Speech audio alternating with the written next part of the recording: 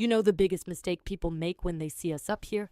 They think I'm running away from something, but I'm not running, I'm looking. Sometimes what I'm looking for only lasts one night at a rest stop or a shared coffee at a diner at 3 a.m.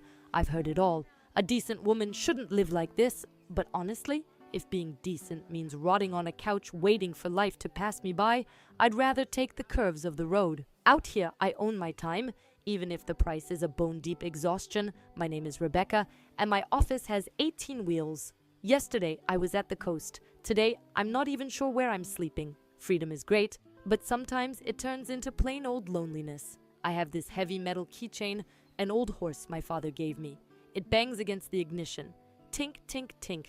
That sound reminds me that time is ticking and I haven't grown roots anywhere. My flaw? I don't know how to say stay. I love the butterflies of meeting a new guy, of feeling like a woman and not just a part of the machine. But when the sun rises, I've already bolted. I tried the happily ever after once. It didn't work. I felt like I was suffocating, like someone was stealing my air.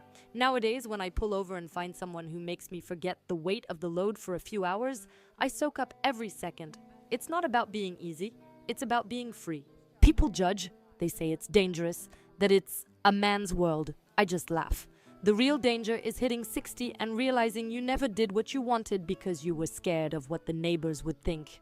I'd rather have a story to tell than a clean reputation and an empty heart. Don't get it twisted though, it's not all glamour.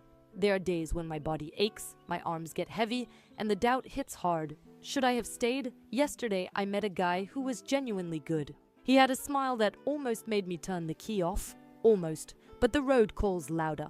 Hanging tough up here takes a thick skin that most people just don't have. You have to give up a lot to be the boss of your own fate, including the hugs that keep you warm, but also keep you trapped. It's the price of my choice, and I pay it every single mile. AI loves words like resilience or legacy, but out here, the talk is different. It's about hanging in there. It's about knowing how to change a tire under the scorching sun and then putting on lipstick just to feel human again. My life isn't a poem, it's a haul. A haul of feelings that I deliver at every stop and pick back up every time I leave. It's raw, it's dirty, but it's my truth.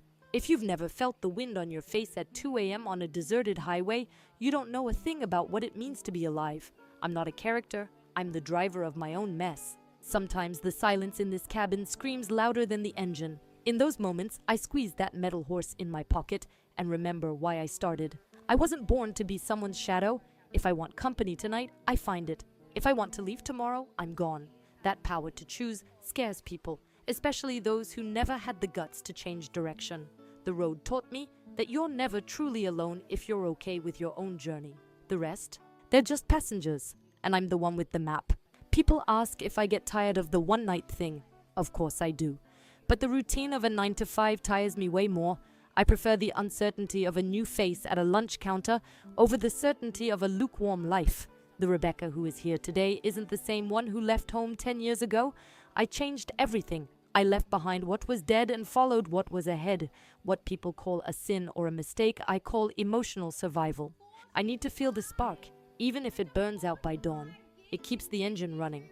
Let's talk about the grit, the dust you swallow, the bad coffee that keeps you awake, the cheap motels. It isn't a movie. It's a constant battle against the urge to quit and settle down. But then I see the horizon, and that feeling comes back, the one that tells me I'm exactly where I belong. I don't need a white picket fence to feel secure.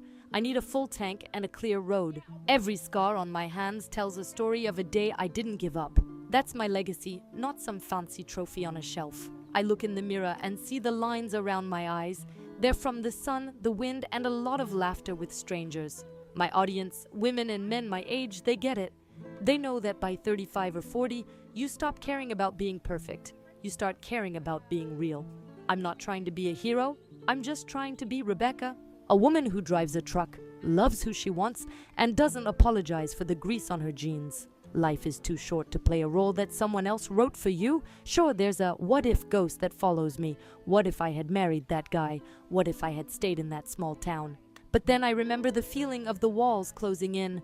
The road doesn't have walls, it only has horizons. Every time I meet a man who tries to fix me or save me, I realize they don't get it. I don't need saving. I need a co-pilot for a night or a lone lane for the rest of the week. My independence isn't a phase, it's my soul. That keychain, it's more than just metal. It's the only thing that connects me to where I came from. My dad was a dreamer too, but he never got out. He gave me this horse so I could run for both of us. Every time it hits the plastic dashboard, tink tink, it's like he's nodding his head. He'd be proud of this mess.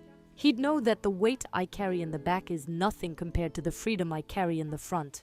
It's a heavy symbol, but it keeps me grounded when the wind tries to blow me off the lane. There's an art to leaving. You have to do it before the I love yous start feeling like chains. I've perfected the Irish exit at truck stops. A quick kiss, a thanks for the talk, and I'm back in the seat. It sounds cold, but it's the only way I stay whole. I give my best in those few hours. I'm present, I'm real, I'm there. But my heart is tied to the odometer, not a zip code. I'd rather be a beautiful memory than a bitter habit. There's a difference between being lonely and being alone. I'm alone a lot, but I'm rarely lonely. Loneliness is being in a house with someone who doesn't see you. Solitude is being on a highway where the only thing that matters is the next mile. I've learned to be my own best friend. I talk to myself, I sing to the radio, and I make peace with my choices. If I wanted a normal life, I'd have one. I chose this.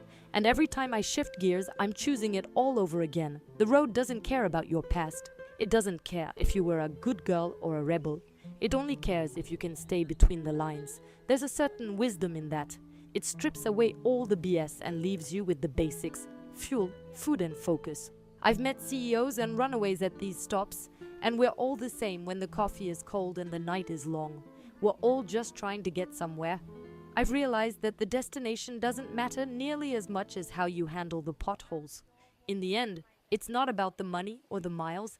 It's about the fact that I did it my way. No script, no one to answer to. Just me, my truck, and the next mile.